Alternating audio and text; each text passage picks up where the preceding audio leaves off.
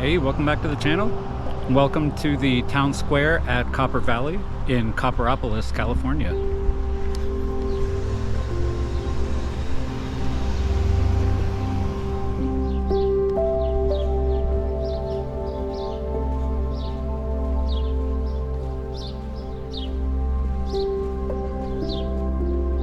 Welcome back to the channel. Before we dive into this walkthrough, I just want to take a moment to explain that this video is going to be a little different than my usual style. Normally, I try to take you along in more real time, sharing my thoughts and observations as I explore. This time, I ended up deciding to just document the area in a more observational way, sort of capturing its unique atmosphere without much live commentary.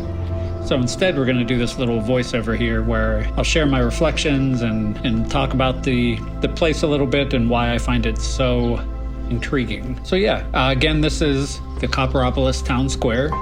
It's a place that's always seemed a little like an urban oasis in the middle of nowhere to me. For years, as I've driven by this spot, I've been fascinated by just how out of place it feels in this otherwise quiet, rural, foothill setting. This time though, after a close call that the area had with a nearby wildfire a few weeks prior to this filming, I decided to finally stop, explore, and capture, or at least attempt to capture a little bit of what and how and why this place just seems so unexpectedly captivating to me.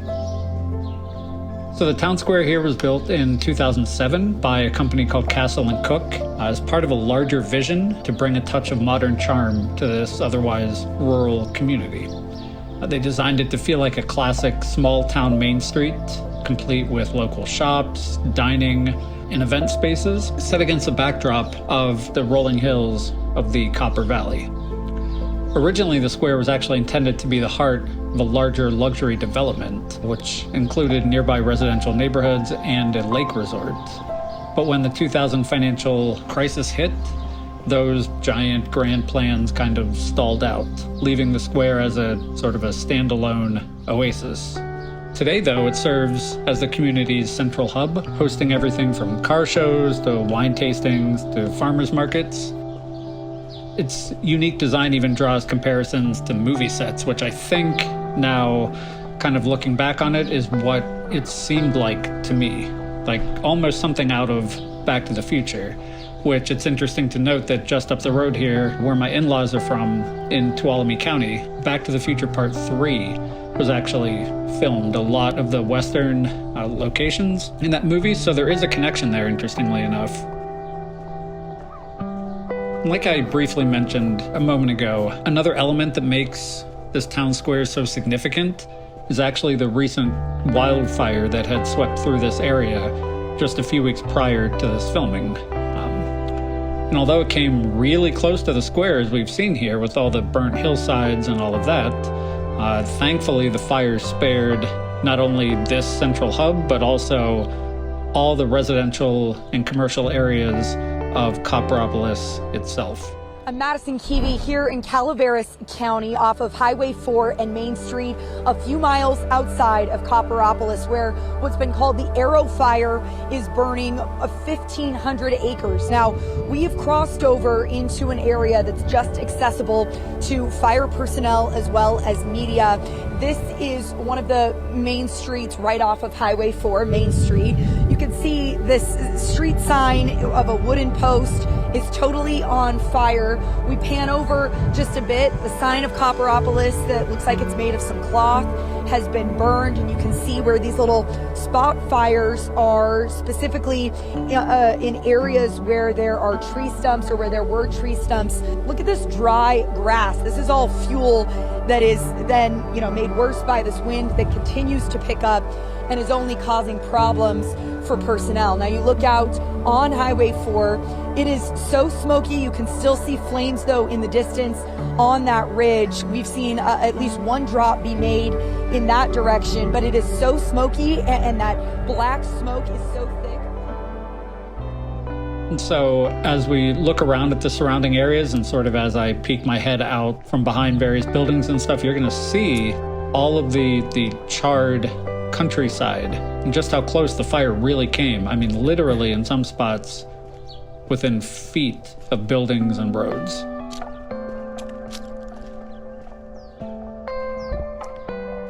So as we finish up here, it's impossible to overlook one of the area's most infamous connections to the Wild West, which is the outlaw Black Bart.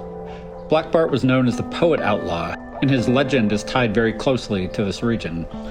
His first stagecoach robbery occurred along the Copperopolis Milton Road, just down the road here from this area, in 1875, which set the stage, no pun intended, for a criminal career that would span nearly a decade. He became infamous for leaving behind mocking poems at the scenes of his crimes, often taunting Wells Fargo in particular, who was one of his preferred targets. Over the span of his criminal career, Bart robbed at least 28 stagecoaches using deception rather than brute force, and relying on clever tricks like staging fake ambushes with sticks to intimidate drivers. Bart's reign, however, came to an end in 1883, also not far from here, when he dropped a handkerchief embroidered with a laundry mark FX07, which investigators used to trace back to a San Francisco laundromat, which ultimately then led to Bart's arrest. Bart was sentenced to San Quentin and served 4 years before essentially vanishing into history. And it's interesting, for some reason I always forget that this area has a Wild West history connection. I've even made a video of Sonora, just up the road here, where I call it an old Wild West town, and yet for some reason I seem to just instantly forget about that connection.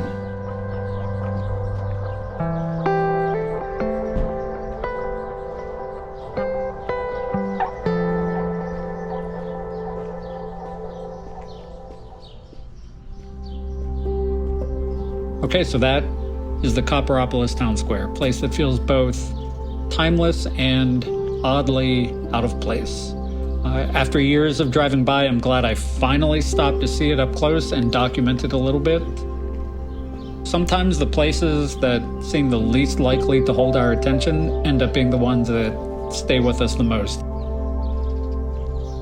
There's really nothing significantly noteworthy about this place, and yet for all of the other significant noteworthy places that I drive by and have seen over the years, this has stuck with me weirdly. And so it's just interesting how that happens sometimes.